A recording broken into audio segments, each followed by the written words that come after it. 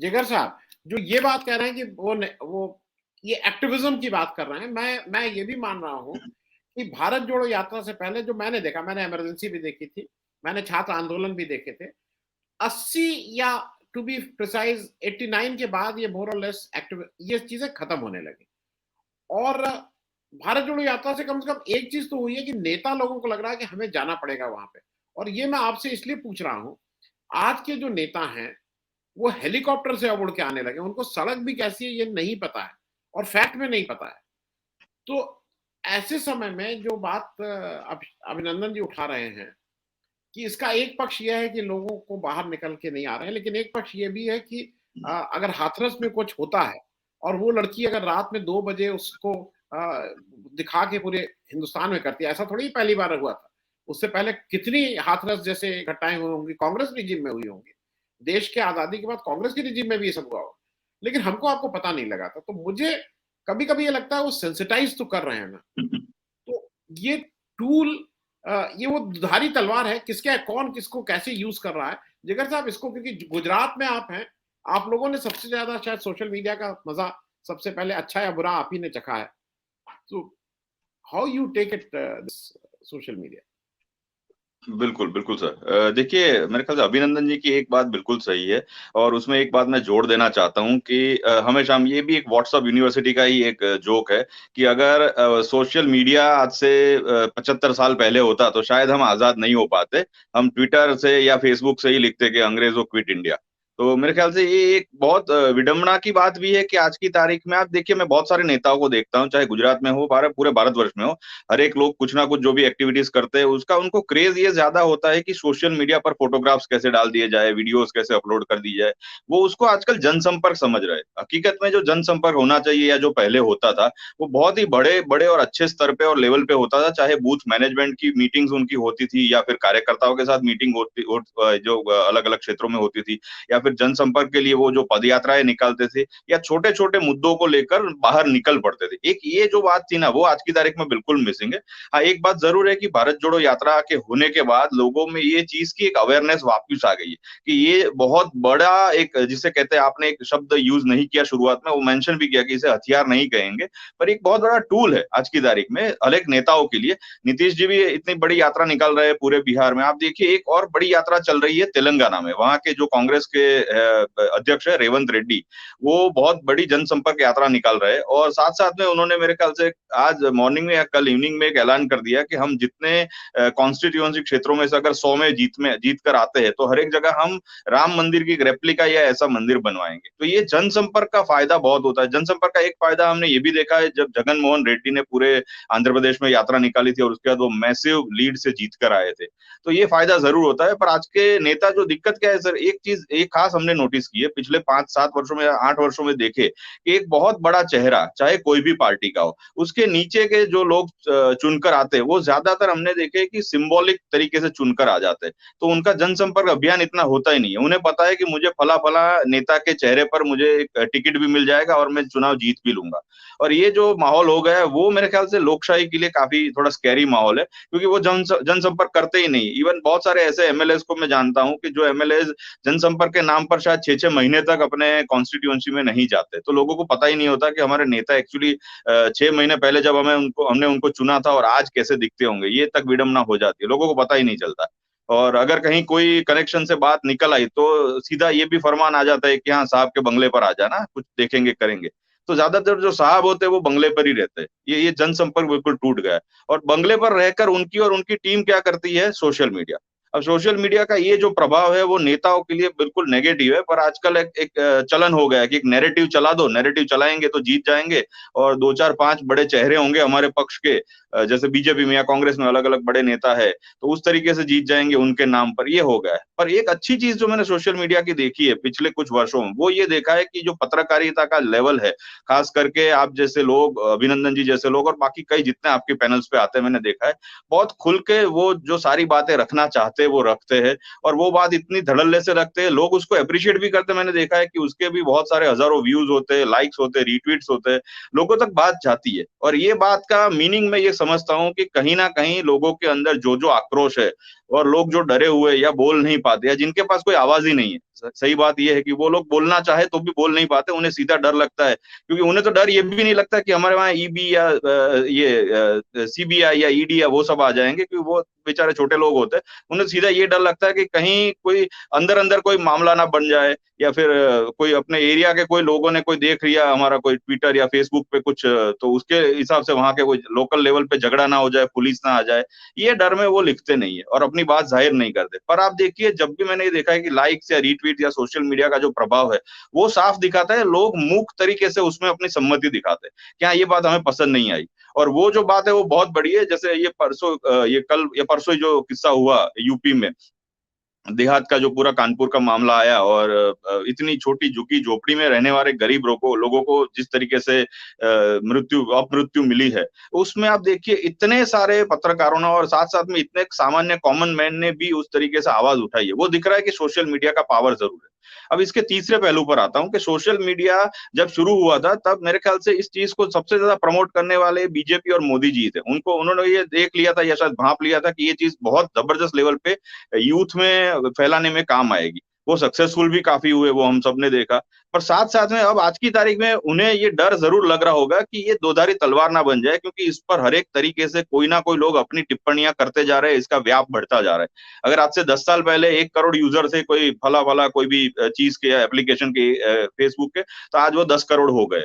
तो मेरे ख्याल से ये चीज का डर हर एक पॉलिटिकल पार्टी को सताता है। और ये चीज के अंदर अगर हम देखने जाए, तो मेरे ख्याल से उनको भी ये लगता होगा कि अगर इसमें हम जितना हो सके कटौती करें या इस पे कंट्रोल लाए, क्योंकि मीडिया पे उनका पूरा कंट्रोल है। जो मेन स्ट्रीम मीडिया पे है, वहां आप देखिए कहीं पर भी कोई भी हेडलाइन ना बुलडोजर पे आई है, ना ये जो कानपुर में जो घटना हुई उस पर आई है, ना देश में बाकी और कोई इश्यूज होते हैं उस पर आती है। वहां कांस्टेंट या तो बागेश्वर धाम चलता है, या ओवैसी जी का स्टेटमेंट चलते हैं, या फिर मौलाना मदनी जी के जो स्टेटमेंट है वो चलते हैं, या लोकेश मुनि ने क्या कहा वो चलता है, यही चलता है।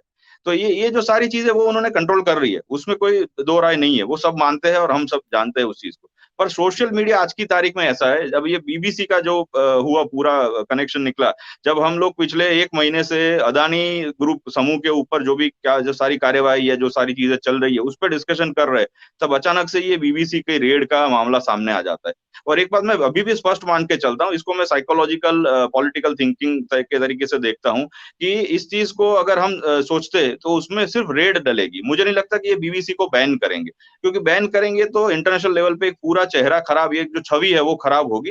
पर ये डराएंगे, जरूर डराएंगे इसलिए ताकि ये एक एक मिसाल बनाएंगे, और ये मिसाल बना के आगे ये प्रस्तुत करेंगे कि ऐसे जितने भी लोग हैं वो आप थोड़े से संभल कर काम करिए, बहुत ज्यादा उछलने की जरूरत नहीं है, अदरवाइज ये आपके साथ भी हो सकता है। तो मेरे ख्याल से एक मिसाल वो जरूर वापस से प्रस्तावित करेंगे। पर जो पूरा कंक्लूजन है जो मैं देख रहा हूँ वो ये है कि सोशल मीडिया ने और जनसंपर्क यात्राओं ने एक अपना इम्पैक्ट जरूर डाला है। अब ये इम्पैक्ट में सामान्य कॉमन मैन है वो जुड़ना चाहिए, और साथ साथ में सारे विपक्ष जुड़ने चाहिए, तो इसका इम्पैक्ट बहुत बड़ा दिखेगा आने वाले 2023 और 2024 के इलेक्शन में। तो बहुत बड़ा इम्पैक्ट जरूर दिखेगा। जिगर साहब, मैं एक चीज और जो हम आप और जो भी सोशल मीडिया पे है वो रोज देखते हैं, यहाँ पे हमारा परसे हम उसको बोलते ऑडियंस है, लेकिन वो ऑडियंस नहीं, वो थोड़ा कम्युनिटी टाइप हो जाती है। अगर आप इट इज मतलब वो कम्युनिटी और ऑडियंस के बीच की कोई चीज होती है। जैसे वो उनके एक एक्सपेक्टेशंस आपसे होते हैं, वो आपको बोलते हैं कि इनको मत बुलाया करो, ये बड़ा वो है, ये ऐसा, वो दे हैव देयर ओपिनियन, और वो चूंकि आपका टू वे कम्युनिकेशन हो जाता है उनसे, तो आपको क्या लगता है कि ये जो जो भी सोशल मीडिया है, इसकी थोड़ी जिम्मेदारी इसलिए भी है कि वो सेंसिटाइज करे उसको, सही बातों को सही तथ्यों से समझाए, क्योंकि आप उसको अगर चाहिए तो उसको आप दूसरे रास्ते पे भी ले जा सकते हैं, ये हम और आप भी जानते हैं। तो आर सोशल मीडिया का जो भी वो है, they have more social responsibility also, उनकी सामाजिक जो जिम्मेदारी है वो थोड़ी बढ़ जाती है। जिगर साहब। बिल्कुल, बिल्कुल सर, बढ़ जाती है, और मेरे ख्याल से ये रूल्स होने चाहिए, जो हालांकि नहीं है। इसी वजह से हम हमेशा देखते हैं कि बहुत सारे फेक न्यूज जो होते हैं वो इतने धड़ल्ले से प्रसारित होते हैं, या फिर जो हेट्रेड होते हैं, इस तरीके के जो ट्वीट्स होते हैं वो बहुत जबरदस्त प्रसारित हो जाते हैं, और हम शायद कुछ नहीं कर पाते उसमें। अब इसमें इसमें 3-4 बात मैं आपको बताने की कोशिश करता हूँ सर, कि आप देखिए, अगर आप कोई भी फेसबुक का ग्रुप ज्वाइन करेंगे ना, तो उसमें भी 3-4 इंस्ट्रक्शन आएंगे कि आपको यहाँ पे वायलेंस वाली या हार्मफुल भाषा का इस्तेमाल नहीं करना है, आपको बहुत आमने सामने क्वाइटली बात करना है, या ग्रुप का रूल्स है, जो रेगुलेशन है उसको मेंटेन करना है, ऐसे 3-4 रूल्स पे आप टिक करेंगे, उसके बाद आपको वो ग्रुप में पर्टिकुलर एंट्री मिल जाएगी। हालाँकि ये ग्रुप के जो अगर ऐसे नियम बनाए हुए हैं, तो सोशल मीडिया के ऊपर ऐसे बिल्कुल नियम पूरे सोशल मीडिया पे ज़रूर होने चाहिए, ताकि फेक न्यूज़ और जिस तरीके से अलग-अलग प्रकार की चीज़ें जो फैलती जाती है, उसको बढ़ावा ना मिले, पहली बात। दूसरी बात ये भी है, जैसे आपने अभी जो आगे सवाल पूछा था अभिनंदन जी से, मैं समझता हूँ कि हम अगर ये सब काम करते हैं इस उम्र में, I am at the age of 45, तो मुझे ऐसा लगता है कि ये शायद एक कीड़ा है दिमाग में, कि या फिर सहन नहीं होता। कि कई बार ऐसा होता है कि बहुत सारा ये सब इधर-उधर हम जो देखते हैं, तो वो कई बार हमसे सहन नहीं होता कि ये क्यों ऐसा है? तो हम कहीं न कहीं आवाज़ उठाने की कोशिश करते हैं। अब इसमें एक आपने जो एक जो भेद रेखा बताई कम्युनिटी या ऑडियंस के बीच में, जो मैंने अपनी पहली प्रस्तावना में बोला कि ये जो ऑडियंस होती है हमारी, या जो हमको रिस्पॉन्ड करते हैं, ये उनकी भी ज़िम्मेदारी है। दिक्कत ये आती है कि जैसे आपने बताया कि आप कहीं चाय पीने के लिए रुके और लोगों ने आके आपको एक शाबाशी दी, अभिनंदन दिया कि आप अच्छा काम कर रहे हैं, पर साथ में वो जुड़ते नहीं है। दिक्कत यहाँ पर आकर खड़ी हो जाती है। इसी वजह से जो एक मेन चीज़ आपने बताया कि बहुत सारे ऐसे पत्रकार मित्र हैं जो इवन टायर 2, टायर 3 सिटीज़ में हैं, जिनकी कोई बात हम याद भी नहीं कर पाते, या वो कहीं पर इतिहास के पन्नों में खो जाते हैं, जिन्होंने अपनी ज़िंदगी दाँव पे लगा दी और कइयों ने ज़िंदगी खो भी दी है। अभी हाल ही में एक वाक़या आया था, आप सबको पता ही होगा, थार से किसी को कुचल दिया एक्टिवा में। मेरे ख्याल से एमपी का या कहीं का वाक़या था। तो ऐसी बहुत सारी घटनाएँ हैं, जिसको हम नज़रअंदाज नहीं कर सकते, तो ये एक थ्रेट ज़रूर बनता है। पर मेरे ख़्याल से ये चीज़ उठाने की हम कोशिश इसी वज़ह से करते रहते हैं कि चाहे कहीं न कहीं कोई न कोई तो आवाज़ उठे, कहीं तो कोई चिंगारी पनपी रहे। और सबसे बड़ी बात जो ये मुझे लग रही है कि हम अगर जैसे अभी विजय सिंह जी बात कर रहे थे यूपी में किस तरीके से, मैंने कल शाम को ही मेरी एक डिबेट थी भू-माफियाओं के ऊपर। यहाँ गुजरात में एक भू-माफिया का पूरा बड़ा किस्सा आया है, जिसकी जो टोटल लैंड वैल्यू है, सरकारी ज़मीन पे उन्होंने कब्ज़ा किया, वो 100 करोड़ रुपए से ऊपर है। और अगर ओवरऑल जितनी आसपास की ज़मीन है, जिस पर भी वो अलग गलत डॉक्यूमेंटेशन करके ट्राई कर रहे थे, उसकी टोटल लैंड वैल्यू है वो 250 करोड़ रुपए से ऊपर है। तो ऐसी बहुत सारी घटनाएँ हैं जो बाहर नहीं आती, जिसको हम उजागर करने की कोशिश करते हैं। पर कहीं न कहीं एक बात ज़रूर है कि जो पावरफुल लॉबी है, चाहे कोई भी सरकारों के अंदर हो, सिर्फ़ इसकी बात नहीं है। चाहे कोई भी राष्ट्रीय सरकारें हो, केंद्र की हो, या चाहे कोई भी राज्य सरकारें हो, जब तक उसका समर्थन वो बंदों को मिलता है, वो लोगों को मिलता है, तो वो अपने आपे में नहीं रहते और हमेशा सच को दबाने की या जो आवाज़ उठाते हैं उनको खत्म करने की कोशिश करते हैं। ये बात बिल्कुल स्पष्ट है। पर मेरे ख्याल से अगर ओवरऑल हम ये डिस्कशन का एक कंक्लूजन देखें, तो सोशल मीडिया के ऊपर ऑडियंस की जो ज़िम्मेदारी है, साथ-साथ में ऑडियंस को ये भी करना चाहिए कि किस तरीके से वो अच्छाई और सच्चाई को सपोर्ट करे। अगर आप जैसे बड़े लोग इस तरीके तरीके से लोगों की आवाज़ उठाते हैं, अपनी जान को जोखिम में डालकर दाँव पे लगाकर काम करते हैं, तो ये लोगों की भी ज़िम्मेदारी है। कई बार हम लोग यहाँ पे गुजरात में या शायद मेरे ख्याल से हिंदुस्तान में पूरे देश में भी एक एक बहुत एक कॉमिक वाकया है कि कोई एक बंदा अपने दोस्तों को लेकर लड़ाई करने या झगड़ने जाता है 50-60 दोस्तों को लेकर, और सामने कोई बाहुबली को देखता है, जब पीछे मुड़ के देखता है तो सिर्फ चप्पलें पड़ी होती है, दोस्त नहीं होते।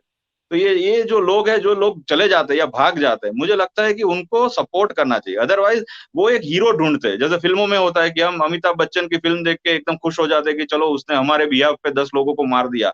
पर उसके बाद बाहर आके तो हम वही करते हैं जो चल रहा होता है। क्योंकि जैसे ही हम बाहर निकलते हैं, हम देखते हैं कि ऑटो वाला जो कहीं रॉन्ग लेन में खड़ा है, पर बेचारा मज़दूरी कमाने के लिए खड़ा है, उसको पुलिस वाले ने पीटा या कुछ हुआ। हम नहीं बोल पाते। हम जानते हैं कि वो गरीब आदमी है, अपनी रोज़ी-रोटी कमाने की मेहनत कर रहा है, तो उसको प्यार से भी हैंडल किया जा सकता है, पर ये नहीं होता। और उसी जगह अगर कोई मर्सिडीज़ खड़ी होगी, तो वहाँ ये नहीं होगा। वहाँ प्यार से बात की जाएगी, साहब आप कौन हैं? तो ये जो दोहरे मापदंड है, उसमें लोगों को जागरूक होने की बहुत ज़रूरत है, मुझे लगता है। जब तक लोग, जनता आपके साथ, हमारे साथ, या ऐसे नेता जो उनके लिए लड़ने की कोशिश कर रहे हैं, उनके साथ नहीं जुड़ेंगी, तब तक मेरे ख्याल से ये इतना ज़्यादा जल्दी रेवोल्यूशन नहीं आएगा। सबसे बड़ी विडंबना यहाँ एक ये भी है कि ऐसे नेता भी नहीं है आज की तारीख में, जिस पर जनता को ऐसा भरोसा हो कि ये एक बार अच्छी बातें करके चुन लिए जाएँगे, उसके बाद हमको अपनी शक्ल दिखाएँगे या नहीं दिखाएँगे, या फिर वो भी अपने बंगले में बैठे हुए नज़र आएँगे। तो ये भी एक बहुत बड़ी विडंबना है। इस वजह से शायद हम जो प्रयास कर रहे हैं, मेरे को तो ये लगता है सर कई बार कि हम लोग जितना बोलते हैं या जिस तरीके से मेहनत करते हैं, इतनी मेहनत तो नेता भी नहीं कर रहे आजकल। नेता भी देखिए पके-पकाई खबरों के ऊपर से स्टेटमेंट दे रहे हैं और स्टेटमेंट देकर सिम्पैथी गेन करने की कोशिश कर रहे हैं। असलियत में जो मेहनत चल रही है, वो आप जैसे बड़े लोग, अभिनंदन जी जैसे लोग, या ब्रिजेश सर, या आपके पैनल में आने वाले सारे लोग जो है, असली मेहनत मेरे ख्याल से वो कर रहे हैं। मैं जिगर साहब आपके पास आ रहा हूं। मैं कल इसलिए बता दूं कि जो इन्होंने पोर्ट की बात कही कि पोर्ट में लेके अगर इतनी परेशानी है तो हमें दे दो। कल एक एक डिस्कशन में ये हो रहा था कि हमारे मोदी जी क्यों इतने खुश हैं अगर एयर इंडिया 470 प्लेन ले रहा है। Why he is so happy. मतलब ना एयर इंडिया आपका, ना अमेरिका आपका, ना हाँ मैं आ रहा हूँ मुझे ना ना फ्रांस आपका एम्प्लॉयमेंट वहां जनरेट हो रहा है, पैसा ये दे रहा है, आप क्यों खुश हो रहे हैं? तो किसी ने कहा इसलिए खुश हो रहे हैं कि एयरपोर्ट पे जो आएगा तो काम एयरपोर्ट को मिलेगा, तो एयरपोर्ट में मुनाफा होगा, तो दोस्त की खुशी की वजह से खुश हो रहे हैं कि हमारे दोस्त का अब कारोबार देखो बढ़ने जा रहा है, 470 और आएंगे, तो इन अ लाइटर वे। खैर आप कुछ कह रहे थे जगह जी, जरा वो बता दीजिए। जी, जी, जी, बिल्कुल, बिल्कुल सर। नहीं, आपने जो बात कही वो लाइटर वे में बिल्कुल सही है।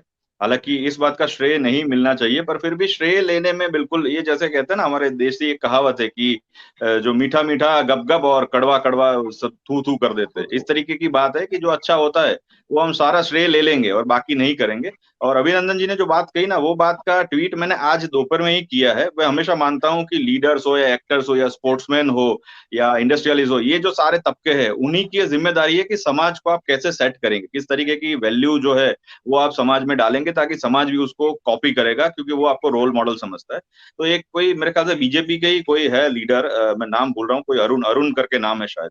तो वो हमेशा बहुत ही एकदम एक तरफा ट्वीट करते हैं। मैंने उसमें सिर्फ इतना लिखा, और उनकी जो लैंग्वेज थी बहुत खराब थी, तो मैंने सिर्फ इतना लिखा मोदी जी को कोट करके कि सर, आपकी सबसे बड़ी फेलियर अगर कुछ है, बाकी जो अभी आपने उपलब्धियां हासिल की वो सर आंखों पर, वो कोई दिक्कत नहीं, पर एक फेलियर ये है कि नीचे आपको जो कैडर तैयार करना चाहिए ना, जिस तरीके के लोगों का, जिस टाइप के लोगों की लैंग्वेज के लेवल का, वो कैडर तैयार नहीं कर पाया आप पिछले 22 सालों के अंदर। ये मैंने कोट करके आज दोपहर में डाला, क्योंकि आप लीडर है। अगर आप ऐसे लोगों को आने वाले समय में हम पर थोप कर जाएंगे, तो मुझे नहीं लगता कि आगे की डेमोक्रेसी किस लेवल पे रहेगी। तो ये लीडर जो तैयार करना है, लीडरशिप का जो पूरा एक मसौदा तैयार करना, ये पूरा एक जिसे कहते हैं एक सिस्टम तैयार करना पिरामिड जैसा, उसमें शायद ये हमारे सारे नेता कहीं ना कहीं फेल रहे हैं। ये बात बिल्कुल फैक्ट है। तो यही मैं ऐड करने की कोशिश कर रहा था कि ये हमको यही देखना है कि हम लीडर कैसे चूज करते हैं। जी। ये जिगर साहब, I have serious doubt on that कि आपको कैसे पता कि वो कैसा कैडर पैदा कर, हो सकता है जैसा कैडर वो चाहते थे वैसा हो रहा है, मतलब बिल्कुल मेरे सर, ख्याल में वो एटलीस्ट चाहते वैसा ही हो रहा है। बिल्कुल, नहीं नहीं नहीं, और नहीं, बिल्कुल सर, एंड बिल्कुल।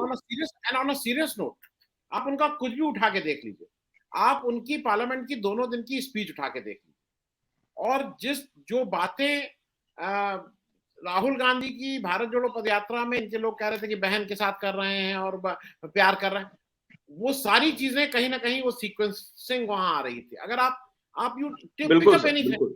तो ये करेक्ट आप है। मत कहिए कि ऐसा होना चाहिए, वो चाहते हैं ऐसा हो भाई, इससे और खराब हो। खैर, वही है ब्रिजेश सर, आप वो कुछ इसी कह रहे थे तरीके से तो कैडर तैयार कर रहे हैं। मैं ब्रिजेश करेक्ट आप है। कुछ कह कल रहे थे कल तो एक मेरे ख्याल से वो उनके उनके एक जो दूसरे दिल्ली के एक लीडर है, छोटे मोटे, कोई बग्गा करके है, तो उनकी आप लैंग्वेज देखिए। कल नेहरू गद्दार है ऐसा करके एक लाइन में ट्वीट कुछ डाल दिया, नीचे कुछ फंडामेंटल्स जो डिटेल्स उसके जिगर पास थी साहब, अवेलेबल, वो डाल दिया। जिगर साहब, सब आप उसके उसके अंदर आप ट्रोलिंग देखेंगे लोगों। अब मुझे जो अच्छी चीज लग रही है सर, मैं एक बात मेंशन करना चाहूंगा कि अब लोग रिप्लाई कर रहे हैं।